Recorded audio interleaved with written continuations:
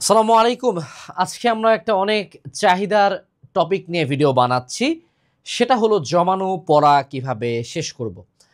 সেইটা একটা অনেক বড় প্রবলেম। আমি বলবো যে এভরি সিঙ্গেল স্টুডেন্ট যে জীবনে পড়াশোনা করছে, সেটা সে যে ক্লাসই হোক না কেন, এই প্রবলেমটা ফেস করে যে ওয়ান ফাইন মর্নিং উঠে সে রিয়েলাইজ করে যে তার এত পরিমাণে পড়া জমানো আছে যে যদি সে আজকে থেকেও প্রতিদিন পড়া শুরু করে তাও তার পরীক্ষার আগে পড়া শেষ হবে না।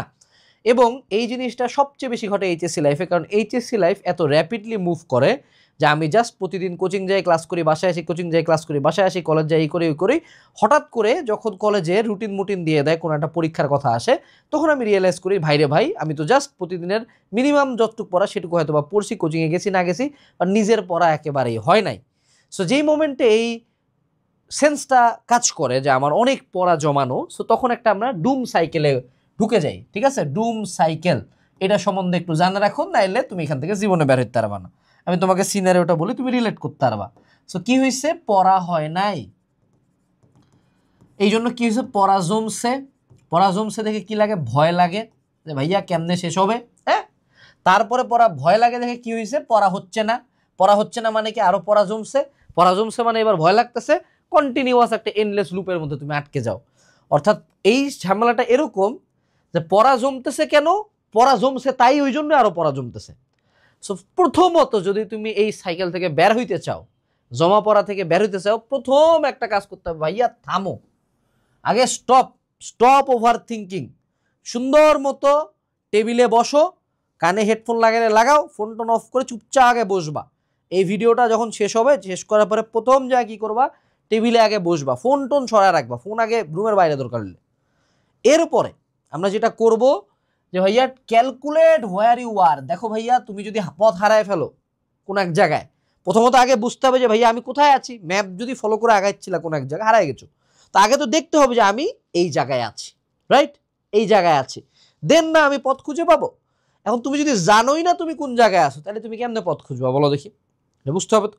সো আমরা এখন প্রথম যেটা করবো সেটা হলো অ্যাসেসমেন্ট, যে আমার কি কি আসলে বাকি, আমার আসলে রিমেইনিং কি কি, মানে কি কি আমি জমায় ফেলছি।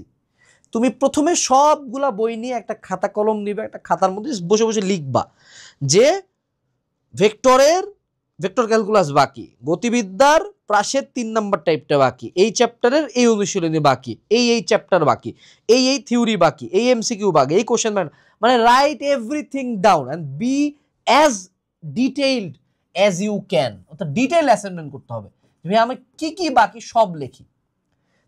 যখন তোমার কাছে রিটেন ফরম্যাটের জিনিসটা চলে আসলো, দুইটা ঘটনা ঘটতে পারে। এক হলো যে অনেক বেশি পড়া মনে হইতে পারে, still now you can see যে কতগুলো পড়া বাকি, অথবা অনেক কম হইতে পারে, তখন প্যানিক অনেক কমে যাবে, যারে আমি তো হুদাই ভয় পাচ্ছিলাম না, বেশি পড়া তো বাকি নেই, বেশি পড়া তো জমায়নি। বাট স্টিল তখন তোমার মাথাটা অনেক ঠান্ডা হয়ে আসবে যে হ্যাঁ, এখন তো আমি অ্যাটলিস্ট জানি যে কি কি শেষ করতে হবে, কি কি জমাইছি আমি। এবার দ্বিতীয় পয়েন্টে আসি, তোমাকে আরেকটা জিনিস বুঝতে হবে যে বাবা, তোমার যদি তুমি পড়া জমানো থেকে বের হইতে চাও, জমানো পড়া থেকে বের হইতে চাও, first of all ask your self this question, in the first place কেন জমছিল। তোমাকে উদাহরণস্বরূপ বুঝাই, ধরে নাও একটা বালতিতে তুমি পানি ভরবা, হ্যাঁ, বালতিতে এরকম 3-4টে ফুটা আছে, হ্যাঁ। তো তুমি কি করলা, তুমি হঠাৎ করে রিয়েলাইজ করলো যে এই দিক দিয়ে পানি পড়ে যাচ্ছে, অর্থাৎ তুমি উপর থেকে টেপ ছাড়ে প্রচুর পানি টানি দিচ্ছ, কিন্তু তোমার বালতি আর ভরে না।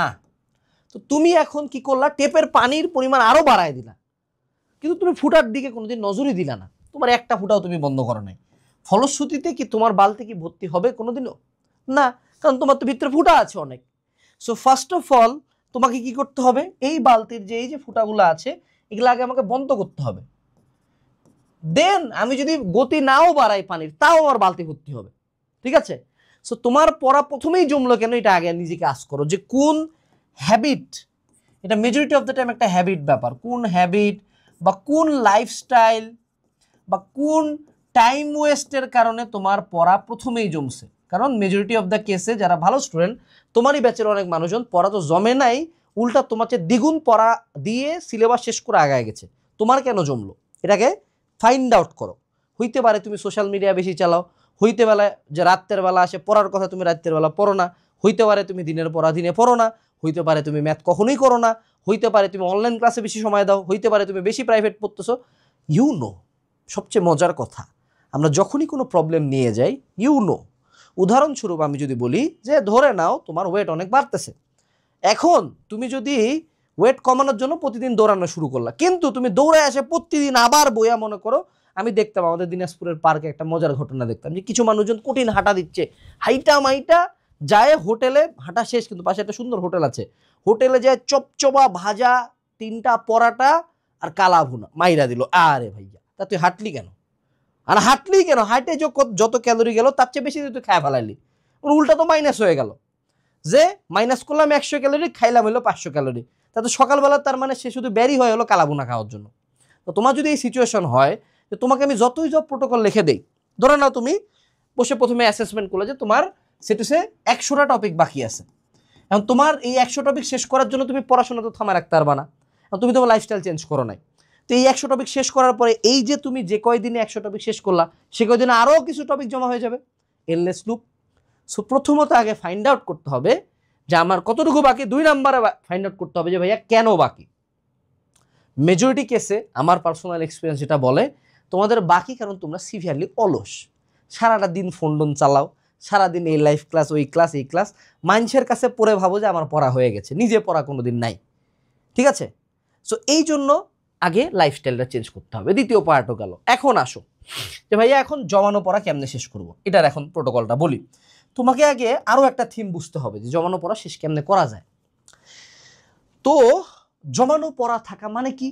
ধরে নাও তোমরা 2 জন বন্ধু এখানে দৌড়াচ্ছিল, তুমিও দৌড় দিচ্ছ, এও দৌড় দিচ্ছে, ঠিক আছে?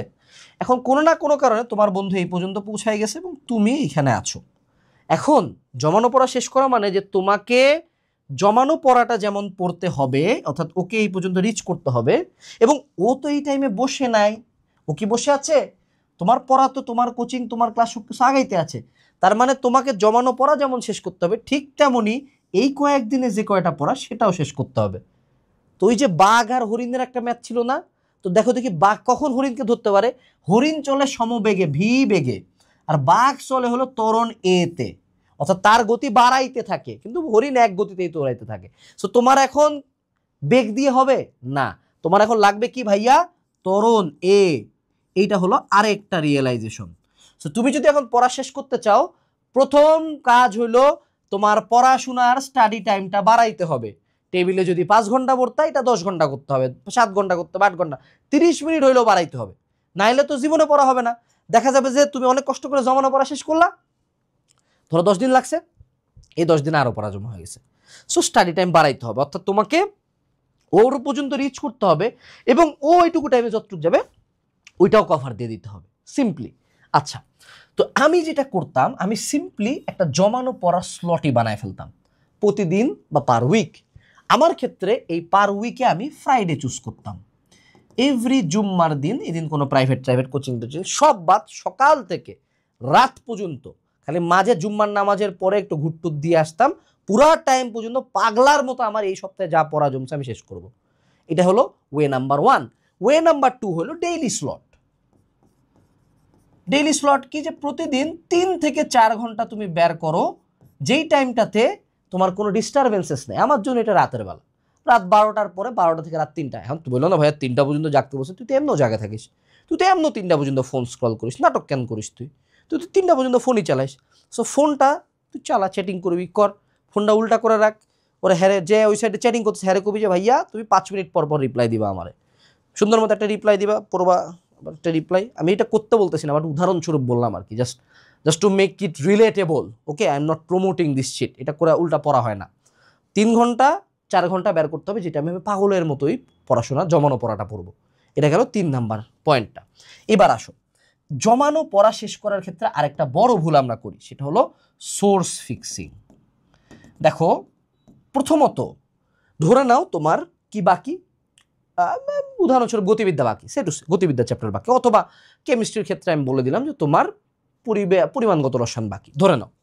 সেই পরিমাণগত রসায়ন নিঃসন্দেহে অনলাইনে যদি একটা ক্লাসের কথা বলি, অনেক প্ল্যাটফর্ম, অনেক ভাইয়া পরিমাণগত রসায়ন 40 ঘন্টা থেকে 50 ঘন্টা করে পড়াইছে, তাই না? আবার অনেকে এটাকে 8 ঘন্টা থেকে 10 ঘন্টার মধ্যেও পড়াইছে। এটা আসলে ডিপেন্ড করে তুমি কার কাছে পড়তেছো। এখন যদি তোমার জমানো পড়া তুমি এক একটা চ্যাপ্টার 40 ঘন্টা 50 ঘন্টা করে করতে যাও, আল্লাহর জন্যে তুমি কি 4-5টা চ্যাপ্টার শেষ করতে পারবা ভাইয়া বলো দেখি? তার উপরে আবার ম্যাথ করা আছে, তার উপরে আবার টেস্ট পাস সলভিং আছে, পারবা? বুঝতেছো তুমি? আবার ধরে নাও যে তুমি এমন একটা জায়গা থেকে পড়ার চিন্তা ভাবনা করলা যে একটা বই তুমি নিলা, একদম মানে হাদাম একখান বই নিলা, যে একখান চ্যাপ্টারের জন্যই একখান করি বই। ওই বইয়ের মধ্যে এই মনে করো পরিবেশ রসায়ন আছে 400 পেজ, তুমি ভাইয়া কতদিনে শেষ করবা? ততদিনে তো তোমার ব্রেনই প্যানিক মোডে চলে যাবে যে ভাইয়া পড়া জমাইছি, একটি চ্যাপ্টারই শেষ হয় না। অর্থাৎ জমানো চ্যাপ্টারকে কখনো, এটা আরেকটা নতুন লার্নিং, জমানো চ্যাপ্টারকে কখনো ফ্রেশ চ্যাপ্টার হিসাবে ট্রিটই করা যাবে না। এটা ফার্স্ট অফ অল কোনো ফ্রেশ চ্যাপ্টার না, এটা তোমার আগে পড়ার কথা ছিল, পড়ো নাই, এই জন্য এখন পড়তেছো। এখন অবশ্যই 0 থেকে স্টার্ট করে পড়ার মতো সিচুয়েশন নাই। তোমার ব্রেন প্যানিক করে কেন? কারণ তুমি জানো যে ওটির তো একটি লাইনও পড়ি নাই আমি। But how about you trick your brain? আমরা যেটা করব, আমরা যখন সোর্স ফিক্সিং করব, আমি সোর্স খুঁজে বের করব শর্টেস্ট, এবং 2 নাম্বার আমি যেটা করব মোস্ট ইম্পর্টেন্ট টপিকস পড়বো। দেখো এটা একদম থাম্ব রুল, গোটা বাংলাদেশের শর্টেস্ট পসিবল ক্লাসেস কিন্তু মোস্ট সিনিয়র টিচার প্যানেল দিয়ে নেওয়া হচ্ছে হালকেনস্টাইনের একাডেমিকটা অ্যাডমিশন করছে। এখানে তুমি academic class, test paper solving class, math solving class, ভার্সিটির class, medical class, engineering class, question bank solving class, exam, lecture sheet, 1 বছরের সিলেবাস শেষ করে মাস্টার প্ল্যান, এভরিথিং পাবা। সো তোমরা যদি H30 কুপনটা ইউজ করো, বাংলাদেশের নিয়ার অ্যাবাউট 20,000 মানুষের একটা টিমের মধ্যে তুমি ঢুকে যাচ্ছ। আর না ঢুকলে তোমার লস। বাংলাদেশের একমাত্র কোর্স যেটা করতে ফেসবুকে ঢুকতে লাগে না, অ্যাপে বসে ক্লাস করা হয়। ঠিক আছে? আচ্ছা, এখন আসি, সেটা হলো আমরা শর্টেস্ট কেন ক্লাস দিছি?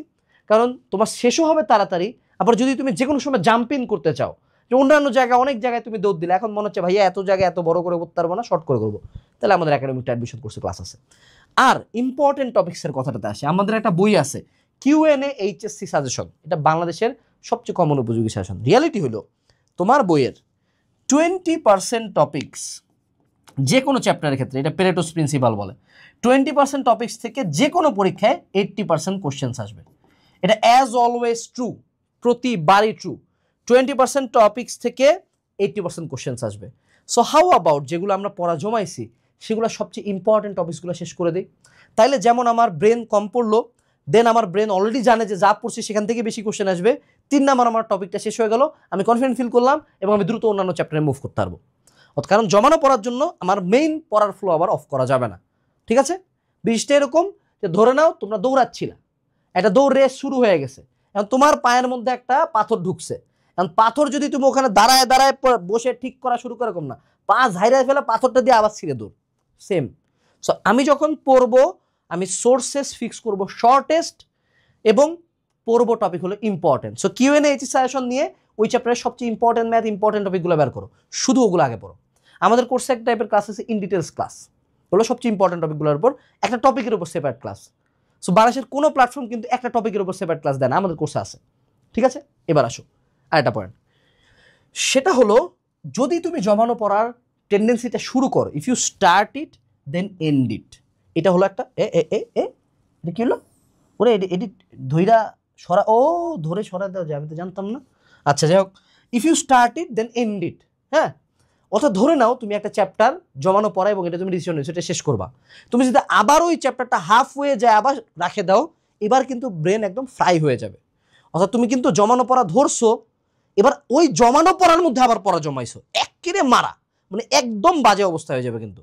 সো জমানো পড়া যদি তুমি শুরু করো যে কোনো একটা chapter, make sure you end it. এই জন্য বলছি শর্টেস্ট কোনো একটা সোর্স থেকে পড়তে, শর্টেস্ট কোনো একটা ক্লাস করতে।